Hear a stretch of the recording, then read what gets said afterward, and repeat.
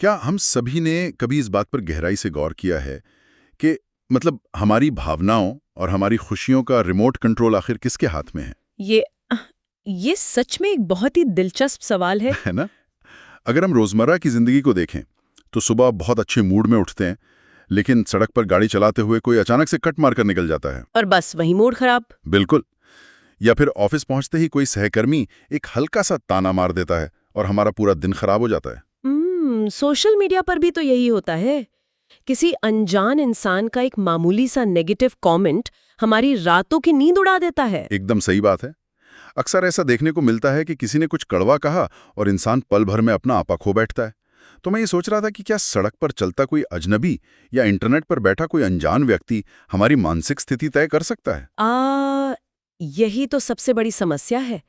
क्या ये सब कहीं ना कहीं इस बात का संकेत नहीं है कि हम अपनी आंतरिक शक्ति दूसरों के हाथों में सौंप रहे हैं? हाँ, और आज की इस चर्चा का विषय भी बिल्कुल यही है। आज के इस गहन विश्लेषण में हम एक बेहद प्रभावशाली किताब के मुख्य विचारों पर विस्तार से बात करेंगे। जस्टिस ओ मैल्कम की किताब the power of not reacting. मैं कहूंगी कि ये किताब महज कुछ पन्नों का संकलन नहीं है, बल्कि ये एक ऐसा आईना है जो हमें दिखाता है कि कैसे हमारी रोजमर्रा की ऊर्जा बेवजह की बातों में बर्बाद हो रही है। सही कहा। और इस पूरी चर्चा का जो मुख्य उद्देश्य है वो ये समझना है कि कैसे हर छोटी बड़ी बात पर तुरंत चिल्लाने या खुद को सही साबित करने के लिए सफाई देने के बजाय खामोश रहना ही इंसान की असली ताकत है। बिल्कुल। इस सफर में हम यही सीखेंगे कि कैसे अपनी कीमती ऊर्जा को फालतू की बहसों से बचाकर हम भावनात्मक रूप से अधिक स्थिर बन सकते हैं, जिसे हम इमोशनली इंटेलिजेंट कहते हैं। तो इसकी शुरुआत कहाँ से होती है? अगर हम इस सफर के पहले हिस्से को देखें तो सबसे पहले हमें रिएक्ट करने और रिस्पॉन्ड करने के बीच के उस बारीक अंतर को समझना होगा, जो कि बहुत महत्वपूर्ण है। रोजमर्रा की बोलचाल में ये दोनों शब्द एक जैसे लग सकते हैं, लेकिन मनोवैज्ञानिक स्तर पर इनका मतलब बिल्कुल अलग है। मतलब रिएक्ट करना असल में एक बिना सोची समझी प्रतिक्रिया है। अंग्रेजी में इसे अक्सर नी जर्क रिएक्शन कहा जाता है। हाँ, जैसे घुटने पर चोट लगने से पैर अपने आप झटके से उठता है। बिल्कुल वैसे ही। किसी ने कुछ बुरा कहा और हमने भावनाओं के बहाव में आकर तुरंत पलटकर जवाब दे दिया। इसके विपरीत रिस्पॉन्ड करना बहुत ही सोच समझकर उठाया गया कदम है। इसमें एक ठहराव होता है। और वो ठहराव ही सारी परिस्थिति को बदल देता है। यहाँ जो बात सबसे ज्यादा ध्यान खींचती है वो है हमारे इमोशनल ट्रिगर्स का विज्ञान। ट्रिगर्स, हाँ। जब भी हम बिना सोचे समझे रिएक्ट करते हैं तो उसके पीछे अक्सर ये ट्रिगर्स ही काम कर रहे होते हैं। समझने वाली बात यह है कि ट्रिगर्स अक्सर वर्तमान स्थिति से जुड़े ही नहीं होते। वे तो हमारे अतीत के अनुभवों और अनसुलझे मुद्दों की देन होते हैं। जैसे अगर हम कोई उदाहरण लें। मान लीजिए स्कूल के दिनों में किसी बच्चे को बहुत ज्यादा बुली किया गया हो, उसे नीचा दिखाया गया हो। अब सालों बाद आज ऑफिस में अगर उसका कोई सहकर्मी मजाक में भी कोई बहुत ही सामान्य सा कमेंट कर दे तो वो इंसान अचानक बहुत ज्यादा असुरक्षित महसूस कर सकता है। यानी असल में वो गुस्सा उस वर्तमान सहकर्मी पर है ही नहीं, वो तो बस एक जरिया बन गया उस पुरानी भावना के बाहर आने का। एकदम सही। उस इंसान को ऐसा लग सकता है कि उस पर फिर से वही पुराना हमला हो रहा है। ये असल में वर्तमान की घटना नहीं है, बल्कि अतीत की गूंज है, एक एको ऑफ द पास्ट जो आज भी उसके दिमाग में गूंज रही है और उसे ओवर रिएक्ट करने पर मजबूर कर रही है। हाँ, जब तक इंसान इन ट्रिगर्स को नहीं पहचानता वो बस एक कठपुतली की तरह रिएक्ट करता रहता है। ये बात तो बहुत ही गहरी है और इसी बात को स्पष्टता से समझने के लिए किताब में एक बहुत ही शानदार उदाहरण दिया गया है, आसमान का उदाहरण। ओहो, वो मेरा पसंदीदा हिस्सा है ना? चलिए कल्पना करते हैं कि एक व्यक्ति सड़क पे खड़ा है और वो आसमान की तरफ देखकर उसे जोर जोर से गालियां देने लगे। तो क्या आसमान को बुरा लगेगा? बिल्कुल नहीं। क्या आसमान क्रोधित होकर उस पर बिजली गिरा देगा? नहीं, क्योंकि आसमान को अपनी विशालता का पूरा पता है। उसे किसी एक इंसान के चिल्लाने से कोई फर्क नहीं पड़ता। सही बात है। ठीक इसी तरह जब कोई इंसान अपनी आंतरिक शक्ति को जान लेता है तो दुनिया का कोई भी अपमान उसे छोटा महसूस नहीं करा सकता। ये आसमान वाली तुलना सच में बहुत ही प्रभावशाली है। हाँ, और अगर हम इसे खुद पर लागू करें तो हमें अपने डिफॉल्ट रिस्पॉन्स को पहचानना होगा। मतलब तनाव के समय हमारी पक्की आदत क्या है? क्या स्थिति बिगड़ने पर इंसान तुरंत चिल्लाने लगता है, या फिर वो एकदम चुप होकर खुद को एक खोल में समेट लेता है? या दूसरों पर इल्जाम थोपने लगता है? और यहाँ सबसे बड़ी चुनौती ये है कि हमें अपनी इन आदतों को बिना खुद को जज किए पहचानना है। अक्सर लोग अपनी कमियां देखकर खुद को कोसने लगते हैं। खुद को दोषी ठहराना हल नहीं है। अतीत में शायद इन डिफॉल्ट आदतों ने ही हमें किसी बड़े दर्द से बचाया हो। बचपन में शायद चुप हो जाना ही बचाव का सबसे अच्छा तरीका रहा हो। पर अब बड़े होने पर ये आदतें रुकावट बन रही हैं। बिल्कुल। खुद को दोषी ठहराए बिना सिर्फ एक दर्शक की तरह अपनी प्रतिक्रियाओं को देखना ही बदलाव की पहली सीढ़ी है। तो इन सारी बातों का हमारे शरीर से क्या लेना देना है? क्योंकि दिमागी खेल से पहले हमें अपने शरीर को समझना होगा। ये बहुत प्रैक्टिकल पहलू है।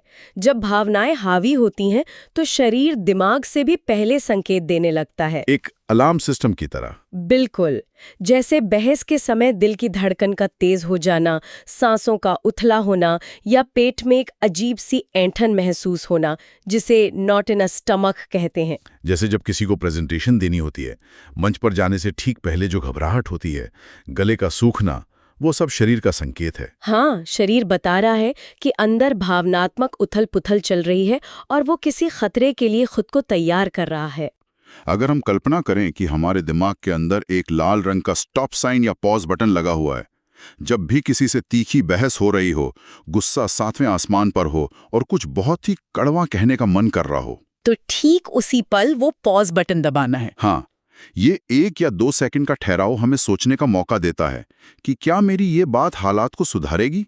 ये 1 सेकंड पूरी स्थिति को पलट सकता है। सुनने में बहुत साधारण लगता है, लेकिन दिमाग के लिए ये एक बहुत पावरफुल टूल है। और इसके पीछे जो विज्ञान है वो 4-7-8 सांस लेने की तकनीक से जुड़ा है। 4-7-8 तकनीक, इसके बारे में थोड़ा और विस्तार से बात करते हैं। ये पूरी तरह से शरीर विज्ञान पर आधारित है। इसमें 4 सेकंड तक नाक से गहरी सांस अंदर लेनी होती है, 7 सेकंड तक उसे रोक कर रखना होता है और फिर 8 सेकंड तक धीरे धीरे बाहर छोड़ना होता है। यानी सांस लेने से ज्यादा फोकस उसे धीरे धीरे बाहर छोड़ने पर है। लेकिन इसका गुस्से से क्या कनेक्शन है? जब इंसान इस लय में सांस लेता है तो वो अपने पैरासिम्पैथेटिक नर्वस सिस्टम को एक्टिव कर रहा होता है, जो शरीर को शांत करता है। बिल्कुल। गुस्से के समय शरीर जिस फाइट और फ्लाइट मोड में चला जाता है, ये तकनीक शरीर को उस आपातकालीन स्थिति से बाहर निकालती है। ऑक्सीजन का प्रवाह दिमाग के तार्किक हिस्से को फिर से सक्रिय कर देता है। कमाल है कि सांसों की लय हमारे दिमाग का सर्किट बदल सकती है। शरीर शांत हो गया। इसी के साथ हम एक और शानदार कॉन्सेप्ट की तरफ बढ़ते हैं, जिसे विटनेस मोड कहा गया है। विटनेस मोड यानी दर्शक बनने की कला। हाँ, ये विचार जीवन को एक नाटक की तरह देखने की प्रेरणा देता है। इंसान मंच पर सिर्फ एक एक्टर नहीं है, वो दर्शक भी है। जब कोई अपमान कर रहा हो और मन रिएक्ट करने के लिए तड़प रहा हो, उस समय खुद को एक दर्शक की तरह देखना बहुत अद्भुत अनुभव है। जब इंसान सिर्फ मुस्कुराकर अपने ईगो को शांत कर देता है, वही सच्ची आजादी है। और ये कला सीधे तौर पर माइंडफुलनेस से जुड़ी है। यहाँ ये स्पष्ट करना जरूरी है कि माइंडफुलनेस सिर्फ ध्यान करना या योग करना नहीं है। ये वर्तमान में पूरी तरह से मौजूद रहने के बारे में है। रोजमर्रा की जिंदगी में भी। बिल्कुल। जैसे सुनने की कला। जब कोई सहकर्मी अपनी समस्या बता रहा हो तो अक्सर लोगों की आदत होती है कि वे बीच में अपनी सलाह देने लगते हैं या अपने जवाब सोचने लगते हैं। हाँ, लेकिन माइंडफुलनेस सिखाती है कि बिना कोई जवाब सोचे सिर्फ उसके शब्दों और भावनाओं को सुना जाए। और ये खाने जैसी सामान्य गतिविधि में भी शामिल की जा सकती है। बिल्कुल की जा सकती है। अक्सर लोग टीवी देखते हुए खाना खाते हैं, पता ही नहीं चलता कि क्या खाया, लेकिन माइंडफुलनेस के साथ हर निवाले के स्वाद, बनावट को महसूस करते हुए खाने से पाचन भी सुधरता है। और छोटे छोटे काम जैसे बर्तन धोते समय पानी के स्पर्श को महसूस करना या चलते समय पैरों के नीचे की जमीन पर ध्यान देना, ये चीजें इंसान को वर्तमान में लाती हैं और दिमाग की भाग दौड़ को रबकी हैं। इस शांति को स्थायी बनाने के लिए हमें नकारात्मक विचारों को रीफ्रेम करना भी सीखना चाहिए। नजरिए का बदलाव हालात को बदल देता है। मान लीजिए कोई भारी ट्रैफिक में फंसा है, उसका डिफॉल्ट विचार होगा कि मेरी ही किस्मत खराब है। इससे तो तनाव ही बढ़ेगा और शायद वो अपना गुस्सा ऑफिस पहुंचकर किसी सहकर्मी कर निकाल दे। बिल्कुल। लेकिन अगर वो इसे रीफ्रेम करके सोचे कि चलो इसी बहाने मुझे अपना पसंदीदा पॉडकास्ट सुनने का समय मिल गया, तो अनुभव ही बदल जाता है। तनाव की जगह शांति आ जाती है। या जैसे कोई नया काम सीखते समय सोचना कि मैं ये कभी नहीं सीख पाऊंगा, इसकी जगह ये सोचना कि मैं अभी सीख रहा हूं और अभ्यास से बेहतर हो जाऊंगा। यही रीफ्रेमिंग है। विचार बदलते ही दुनिया बदल जाती है। इस ऊर्जा को बचाने के लिए किताब में एक विजुअल उदाहरण है पत्थरों के पहाड़ का। हाँ, डिटैचमेंट को समझने के लिए। अगर हम कल्पना करें कि एक व्यक्ति पहाड़ पर चढ़ रहा है और उसके बैग में बहुत सारे भारी पत्थर हैं। ये पत्थर असल में क्या है? ये लोगों की कड़वी बातें हैं, दूसरों की नकारात्मक राय, बॉस का गुस्सा। अगर कोई इन पत्थरों को लाद कर चढ़ेगा तो वो जल्दी थक जाएगा। तो डिटैचमेंट का मतलब है उन पत्थरों को रास्ते में ही गिरा देना। किसी ने बुरा कहा, पत्थर गिरा दो। किसी ने जज किया, पत्थर गिरा दो, ताकि चढ़ाई आसान हो सके। लोगों को लगता है डिटैचमेंट का मतलब दुनिया से कट जाना या पत्थर दिल हो जाना है, लेकिन इसके लिए रेनकोट का उदाहरण सबसे सटीक है। रेनकोट? भारी बारिश में मजबूत रेनकोट पहनने जैसा। लोग जज करेंगे, बारिश होगी, हम बारिश को रोक नहीं सकते, लेकिन रेनकोट की वजह से इंसान अंदर से सुरक्षित और सूखा रहेगा। बाहरी दुनिया की नकारात्मकता उसकी शांति भंग नहीं कर पाएगी। बहुत सुकून देने वाला विचार है ये। बिना बारिश को कोसे खुद को बचाना। इसी से जुड़ा है पॉजिटिव डिटैचमेंट का कॉन्सेप्ट, जिसमें हम मदद तो करते हैं पर बदले में कुछ उम्मीद नहीं करते। बिल्कुल। किसी की मदद पूरी शिद्दत से करना, लेकिन ये उम्मीद न रखना कि वो थैंक यू बोलेगा। कार्य अपनी खुशी के लिए करना, ना कि दूसरों के अप्रूवल के लिए। जब दूसरों से तारीफ की उम्मीद खत्म हो जाती है तो दुख का कारण भी खत्म हो जाता है। और यहीं हम सीखते हैं कि ग्रेस के साथ रिस्पॉन्स कैसे दिया जाता है। नॉट रिएक्टिंग का मतलब आवाज दबाना या गलत सहना तो नहीं है ना? बिल्कुल नहीं।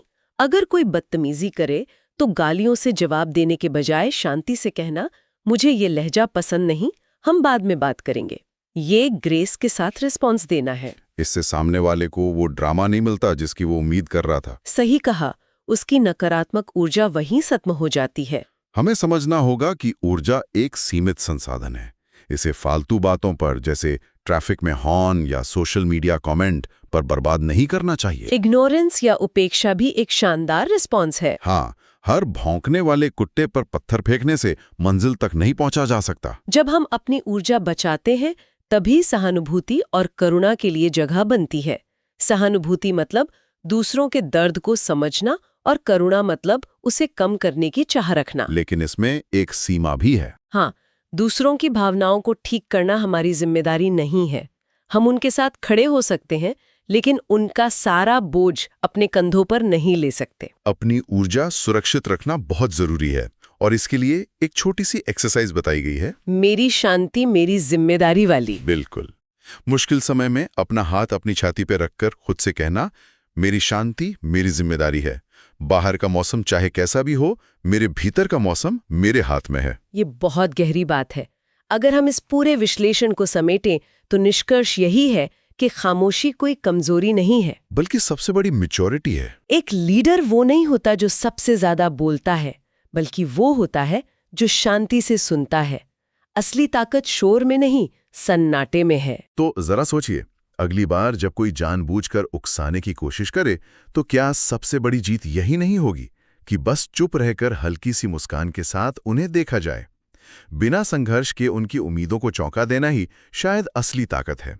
अगर ये वीडियो अच्छा लगा हो तो लाइक करें, शेयर करें और ऐसी किताबों व विचारों के लिए चैनल को सब्सक्राइब करें। धन्यवाद।